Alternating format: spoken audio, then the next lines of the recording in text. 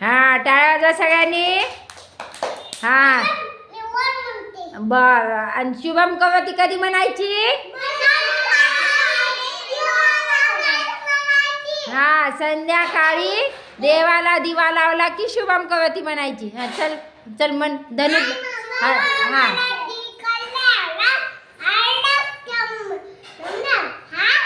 हा